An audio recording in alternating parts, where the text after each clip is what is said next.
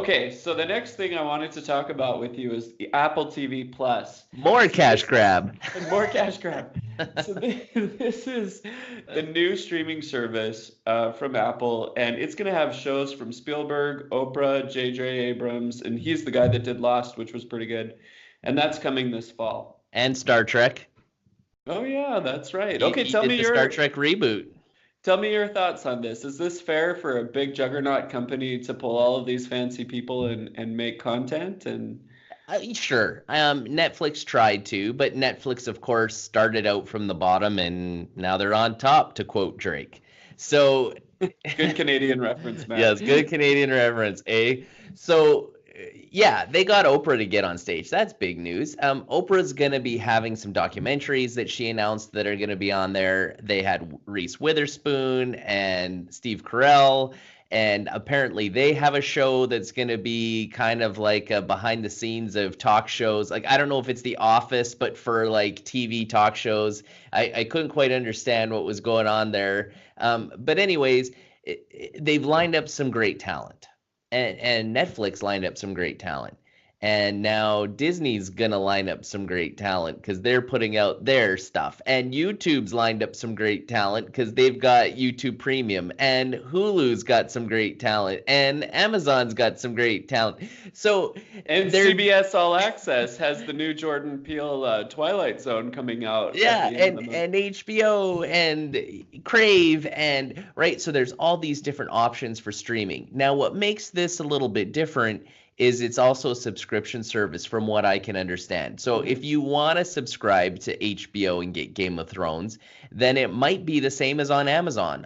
If you are an Amazon Prime subscriber for, I think it's $13 a month, you can get anything that HBO has as well. So it sounds like Apple's doing the same thing. So really, they're just marketing the same stuff to us that we can already get elsewhere, with the exception of this new content. So Oprah and J.J. Abrams and Steve Carell, Reese Witherspoon, all these stars that they had march across the stage, sounds like it's going to be specifically for this platform.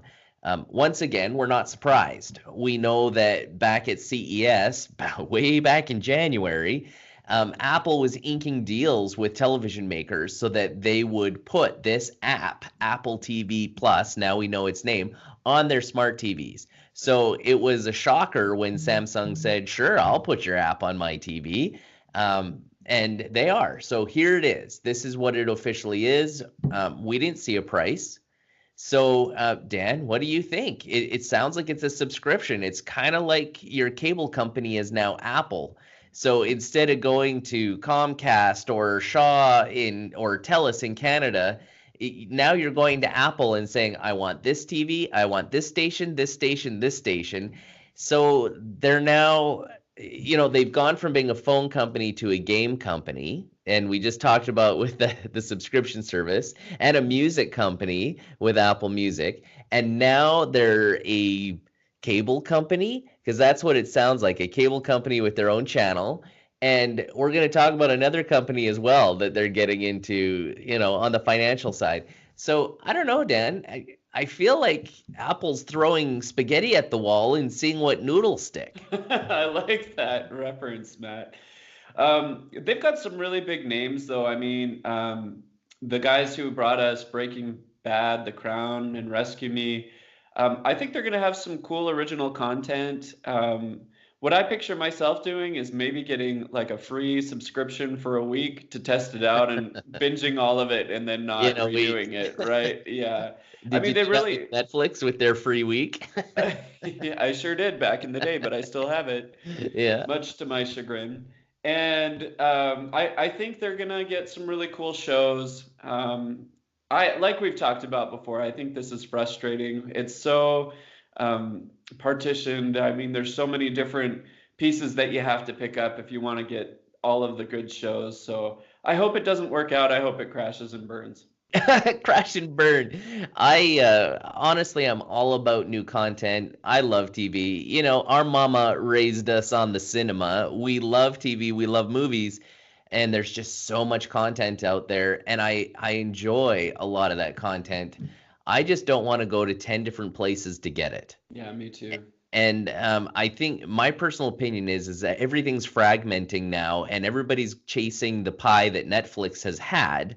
I think it's going to push people back to piracy. I don't think Yeah, people are going to subscribe to 10 different things and pay twice as much as what they used to pay for their cable. I think cord cutters are just going to be tired of it, maybe pay to one or two of them. They might get Disney for their kids and the Marvel content, and then Netflix or Hulu or Prime or Apple. But I see it being fragmented, and piracy is going to be on the rise. agreed.